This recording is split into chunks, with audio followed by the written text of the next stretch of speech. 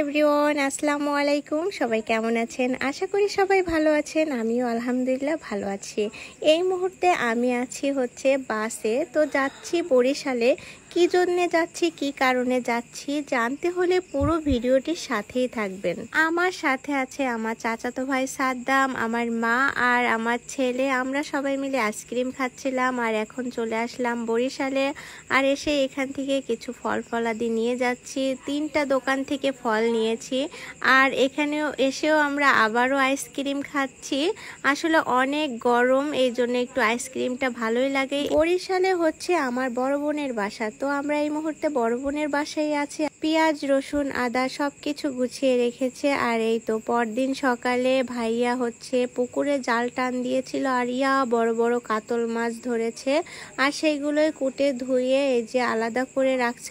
আসলে আমার বড় বোনের মেয়েকে আজকে দেখতে আসবে, এই জন্য এত কিছুর আয়োজন। গ্রামের বাড়িতে যে কোনো অনুষ্ঠানেই মাটির চুলায় রান্না করা হয়, শহরের বাড়িতে তো গ্যাসের চুলায় হয়। অনেকে আছে ছাদের পরে চুলা বানিয়ে সেই চুলায় রান্না করে।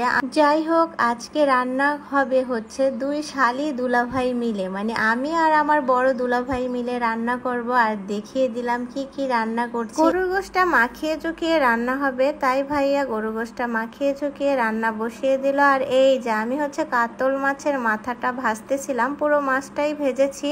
আর দেখতেই পাচ্ছেন যে চুলার আশেপাশে কি পরিমাণ তেল ছিটে পড়েছে। আসলে এই তেল ছটকে যে আমার হাতে আঙুলে লেগেছিল আর অনেকটাই পড়ে গিয়েছিল। যাই হোক, দুই শালি দুলাভাই মিলে অনেক মজা করে রান্না করছিলাম আর বলতেছিলাম আমার হাতে লাগলো কেন, এখন ভাইয়ার হাতে কেন লাগে না। আর এই যে চিংড়ি মাছগুলো ভাইয়া উঠাচ্ছে, আমার হাত পুড়ে গেছে এই জন্যে। আর মাদারীপুর থেকে সেজো মামাও চলে এসেছে। আর এদিকে রান্নাও প্রায় শেষ। আর এইদিকে মেহমানদের জন্য 7 আপ আর পানির ব্যবস্থা করা হয়েছে। আমাদের গেস্টরা প্রায় কাছাকাছি চলে এসেছে, এই জন্য তাদের নাস্তা পানির আয়োজন করা হচ্ছে। আর এইদিকে সালাদটা রেডি করেছে আমার মেয়ে আর আমার মেজো বোনের মেয়ে, দুজন মিলে। কেমন হয়েছে কমেন্টে জানাবেন। ছোট্ট সোনা পাখিরা যে সুন্দর করে সাজিয়েছে।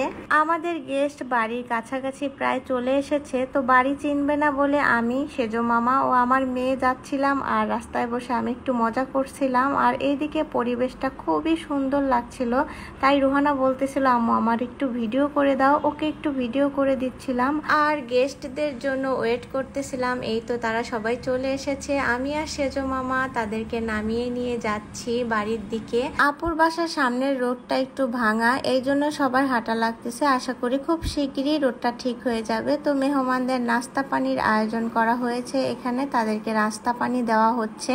আর এই আমার ভাগ্নি নুসরাত। আর তার সাইডে যে মহিলাকে দেখতে পাচ্ছেন সে হলো ছেলের খালা। আর ছেলের খালাই প্রথম দেখাতে আমার ভাগ্নিকে পছন্দ করে ফেলেছে। আর এই জন্য তার বোনের ছেলেকে নিয়ে হাজির হয়ে গেছে আমার বোনের বাড়িতে। আমার ভাগ্নিটা খুব ভয় পাচ্ছিল ছেলে পক্ষের সামনে যেতে। আসলে এই প্রথমবার ওকে কেউ দেখতে এসেছে, তাই আমি বলতেছিলাম আম্মু কোনো ভয় নেই, আসো আমি নিয়ে যাচ্ছি। তো ওকে নিয়ে আমি বসিয়ে দিলাম। আর ওর নাকি হাত পা খুব কাঁপছিল। আমাকে পরে বলতেছিল যে আম্মু আমার খুব ভয় লাগতেছিল। আর চুপচাপ দেখেন মাথা নিচু করে কিভাবে বসে আছে। সবাই অনেক কিছু জিজ্ঞেস করতেছিল। আসলে এই টাইমটা প্রত্যেকটা মেয়েরই ভয় লাগে। যাই হোক, মেয়ে দেখার পর্ব শেষ। আর এই দিকে আংটিটা পরিয়ে দিল। আসলে সেই ভিডিওটা আমি নিতে পারিনি। ওই যে ওর হাতে আংটিটা দেখতে পাচ্ছেন। আর আংটিটা পরিয়ে দিয়েছে ছেলের মা। আর এই তো সবাই খুশি, আংটি পরানো হয়ে গিয়েছে। সবাই ছবি তুলতেছিল, কেউ কেউ ভিডিও করতেছিল। আর এই যে আমাদের হবু মেয়ে জামাই। যাই হোক, মেয়ে জামাই বিদায় নিয়ে চলে যাচ্ছে। আর আমার বড় আপু খুব কান্না করতেছিল। আসলে আংটি পরানো হয়ে গেছে, মানে এই যুগে বিয়ে অর্ধেক কমপ্লিট, এই আর কি। এই জন্য আপু খুব কান্না করছিল। আর ভিডিও কলে ছিল আমার ভাইয়া, আর ছেলে আমার ভাইয়ার সাথে কথা বলতেছিল।